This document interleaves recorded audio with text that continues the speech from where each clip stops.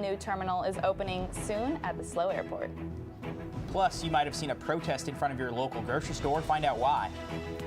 And the annual CultureFest was celebrated on the Cal Poly's campus this weekend. Broadcasting from Swanson Studios, you're watching Mustang News. Good afternoon and welcome to Mustang News on this Monday. I'm Joe DeAnda. And I'm Sydney Brandt. Up first, a new terminal is set to open soon at the SLO Airport. Reporters Max Goldberg and Felix Castillo toured the terminal and have the details. After 2 years of construction, the SLO County Regional Airport is opening their new terminal on November 2nd. The new terminal is 56,000 square feet and features high ceilings, an outdoor courtyard, and a large gate area with new jet bridges.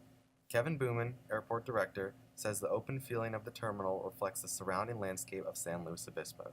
The building has tremendous views, both when you're in the ticketing area, when you're at the gate, when you're in bag claim. You look out a window in any direction and you see everything that makes San Luis amazing. The mountains, the blue sky. It's really spectacular. You really know where you are when you're here in the building. This increase in terminal space makes it much easier for the airport to have room for larger planes serving more nonstop routes. Well, we currently serve 5 cities. We have Los Angeles, Phoenix, San Francisco, Seattle, and Denver. Our prospect cities right now are Portland and Dallas. Hope to see those at some point in the future. There's nothing to announce at this time, but we're working hard to continue to grow service for this community. Cal Poly students are also excited for the new terminal, which will make flying out of SLO a lot less hectic. Living in SLO for the last 2 years, I've really seen the airport grow from 3 destinations to now 5 and a new terminal. The city of SLO is really being introduced to the world through this airport, and I believe that this terminal will help it grow even more. The new terminal cost about $40 million and will open to arriving passengers on the night of November 1st. Max Goldberg, Mustang News. The new terminal replaces an existing one that is more than 30 years old. A grassroots animal rights network known as Direct Action Everywhere took a stance on animal rights outside of a local Whole Foods market this past weekend.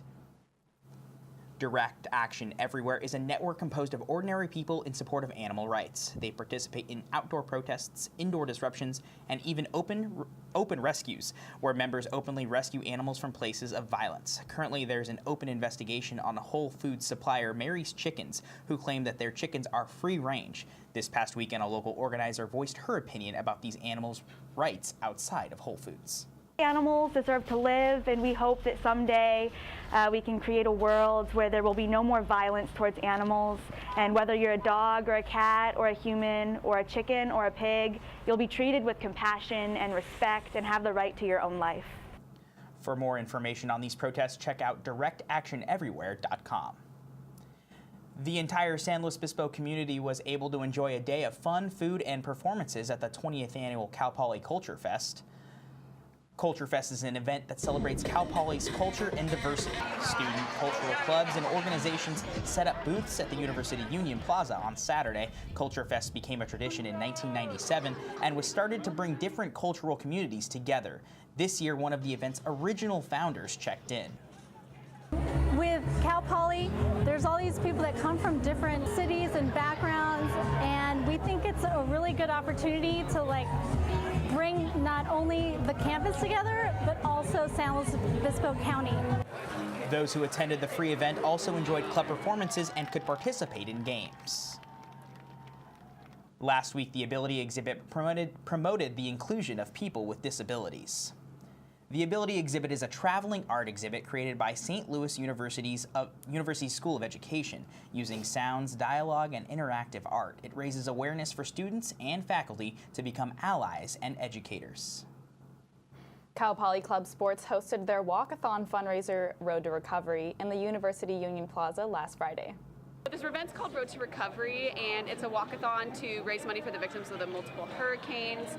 The money is going to be going to the nonprofit All Hands to rebuild and renew the affected areas. It's just kind of to bring people together, just to support a good cause and do like a few laps around. You could do 1 or you could do 20, it doesn't really matter, but just for a good cause, just kind of something simple. Yeah. Students as well as faculty members came out and walked laps for a good cause. All of the proceeds of this event went towards U.S. hurricane relief efforts. Cal Poly Food Day is Thursday at 11 a.m. October 19th in the UU. Cal Poly Food Day aims to educate students about health, food, accessibility, sustainability, and availability. Food Day's theme is combining food and art, so there will be free food, samples, and farmers market. Both Cal Poly Club and community booths will be at the farmers market. They'll provide information about food-related issues that affect students and the community. Members in San Luis Obispo will be affected and can attend the event. Coming up after the break, we'll have your weather update. Be sure to stay with us. In this day and age, everybody gets their news from social media, and my team's pretty much in charge of making sure that Mustang News has a great presence across all social media platforms. Whether that's Facebook, Twitter, Instagram, or Snapchat, we want to make sure that our news is reaching our audience. At Mustang News, we're truth tellers. We're student media, but we're going to do our best to tell the truth of our people and the voices of the Cal Poly campus.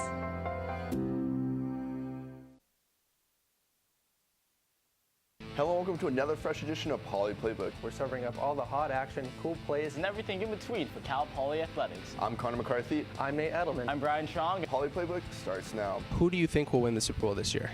I think the Patriots are going to win. Hi, I'm Joe Schatz, and I'm here at Spanos Stadium. I'm Megan Healy here at Staples Center. Myself will be taking on Sierra Highland, best pitcher in Big West softball history. Let's see how this goes. Tune in every week to Poly Playbook, right here on Mustang News.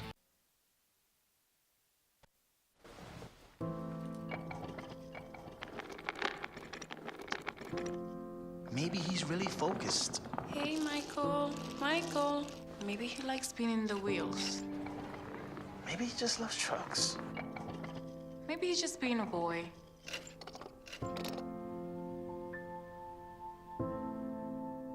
Preoccupation with objects is one early sign of autism. Learn the others today. The sooner it's diagnosed, the better. Welcome back to Mustang News. I'm Annabelle Carpenter with your weather update this week. So starting off today, we have a high of 93, which is actually going to be the highest for this week, but we actually have a pretty low of 55. So make sure to stay inside or get a lot of water and stay hydrated. So for the 5-day forecast, again, today is the hottest this week, and then we have a big drop to tomorrow to 81, and then all the way down to 70 degrees on Friday. So that's going to be a little more fall-like weather. And then going back to South County, in Arroyo Grande, we have a high of 79, Guadalupe 84, and we have Vandenberg 83, and all the lows you can see are in the 50s, and there should be a little bit of a breeze coming up today. And then in North County, Paso Robles is very hot in the 90s, and it's actually a little bit cooler than San Luis Obispo, though. And just to take a look at the fires, this is a fire map found on Google Images. It's all the active and contained fires in San Luis Obispo. Luckily, we had one fire here, we know, around the Cal Poly P, but it is currently contained, and we're not currently in a threatened area. So that's all the weather I have for today. Thank you for joining us. All right, thanks, Annabelle. I'm Brian Strong here with your cure for the Monday Blues at sports.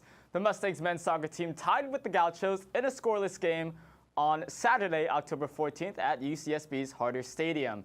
The Cal Poly UCSB rivalry has been called the biggest soccer rivalry in the country by Soccer America. The game kicked off at 7 p.m. 10,293 fans came to watch the blue-green rivalry.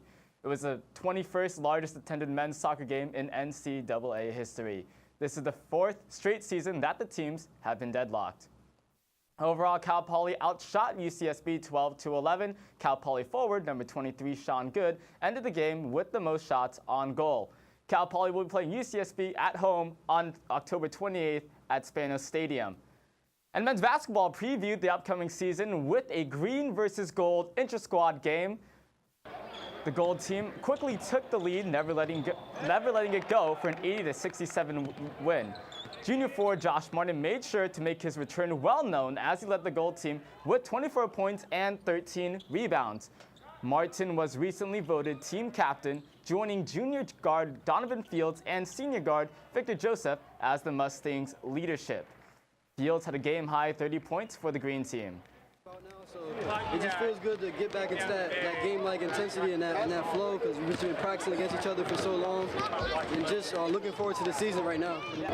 The game was followed by a dunk contest where junior forward Jakob Nitzel's backboard dunk edged out Josh Martin's between the leg slam for the win. You'll find footage of that on MustangNews.net. Let us know which one you would have picked. I will let you know in advance. Head coach Joe Claro was on Josh Martin's side. And that's all the time we have for sports today, guys. We'll be right back with more headlines after the break. So we only have 5 minutes. Good job, buddy.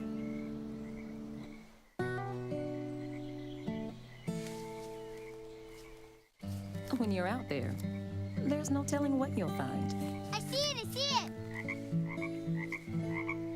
Oh, look at you. There are some moments only the forest can inspire. Find yours at discovertheforest.org.